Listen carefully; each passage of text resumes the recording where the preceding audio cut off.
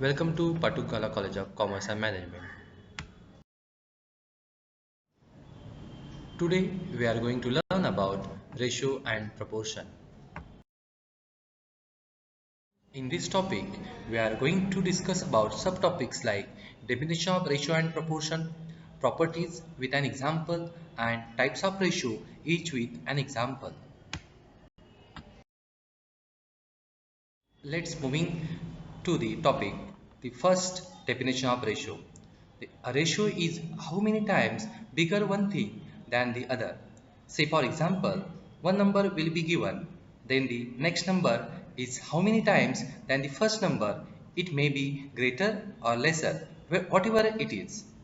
Let's go through with an example. Say, for example, 30 is to 90.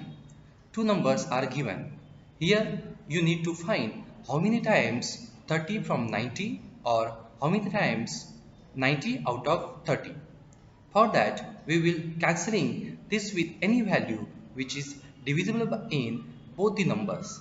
Here you can take 10 or 3. These two numbers are divisible in both the values. So first I can take 10 how many times? 3 times 10 that is 30 and 9 times 10 that is 90. Again I can take 3. So 1 times 3 is 3 and 3 times 3 is 9. So finally I got 1 is to 3. Initially, what was the number? 30 and 90. So, 30 is simply one part and 90 is three parts. That is the meaning of ratio.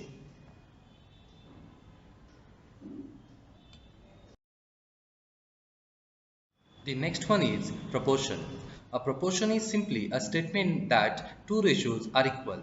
It can be written in two ways. That is, proportion is when it is said to be two ratios are equal. It has two forms, as equal fractions or as equal ratios.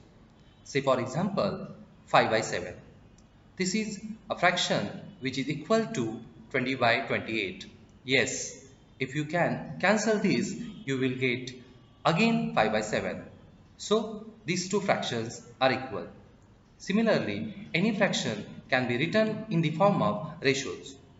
Now, 5 by 7 can also be written as 5 is to 7. So this is equals to 20 is to 28.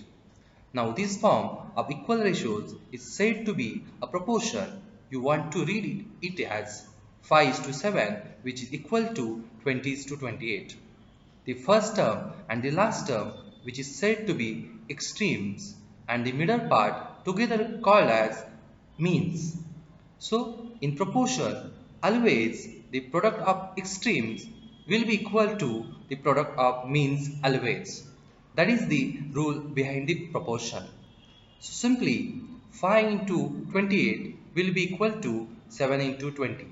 So 5 into 28 is 140. Also 7 into 20 is going to be 140. Next one is properties of ratio.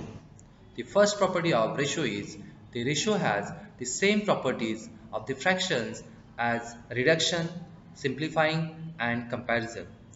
As we discussed earlier, it also have the same property of fraction, that is multiplication and division can be done with the numerator and denominator.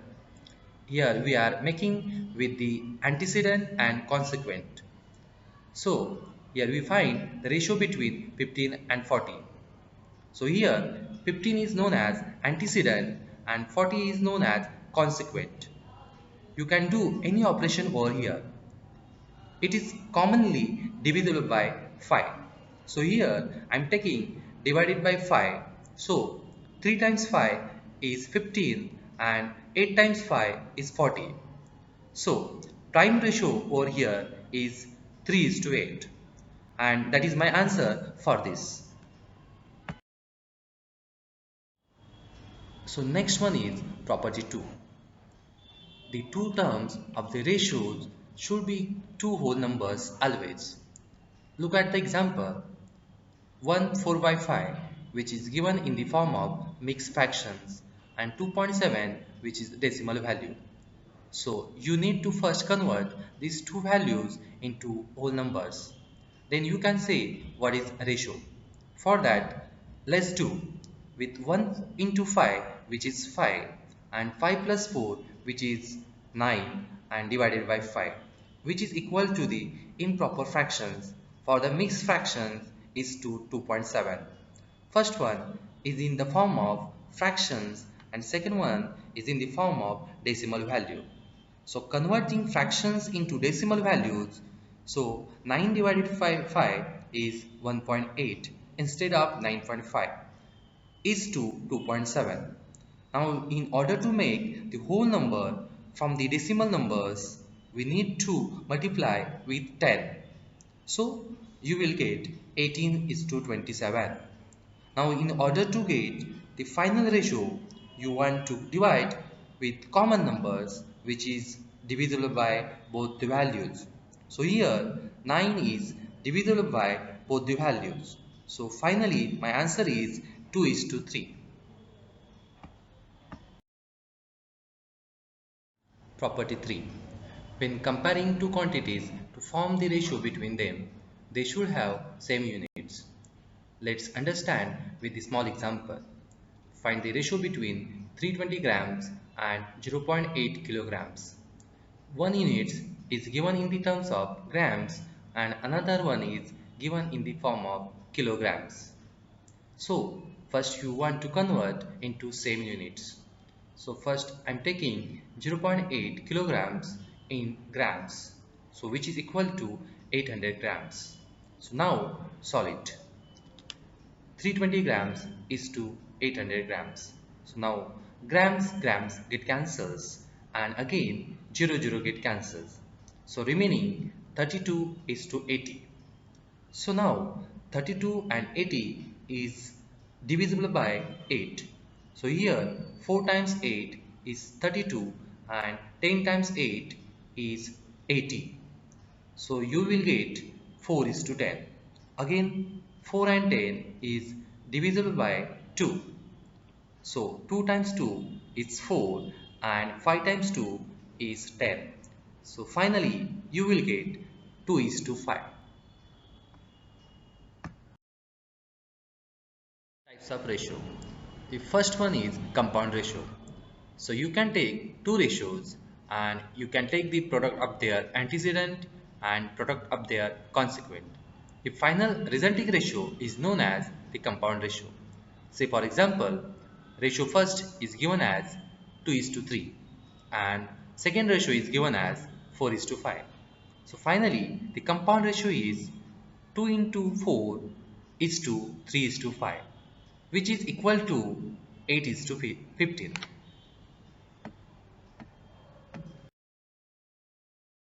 Next one is duplicate ratio. When the ratio A is to B is compounded with itself, the resulting ratio, which is A square is to B square, is called the duplicate ratio. For example, duplicate ratio of 2 is to 3 is 2 square is to 3 square, that is 4 is to 9, is the duplicate ratio of 2 is to 3. Next one is triplicate ratio. When the ratio A is to B is compounded with itself, the resulting ratio, which is A cube is to B cube, is called the triplicate ratio. Say for example, 2 is to 3 is given. So triplicate of 2 is to 3 is 2 cube is to 3 cube, which is equal to 2 cube is 8 and 3 cube is 27. That is 8 is to 27. Is subduplicate ratio.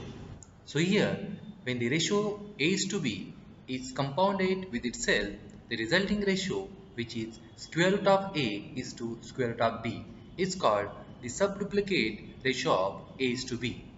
Say for example 9 is to 16 is the ratio, then the subduplicate of 9 is to 16 is square root of 9 is to square root of 16.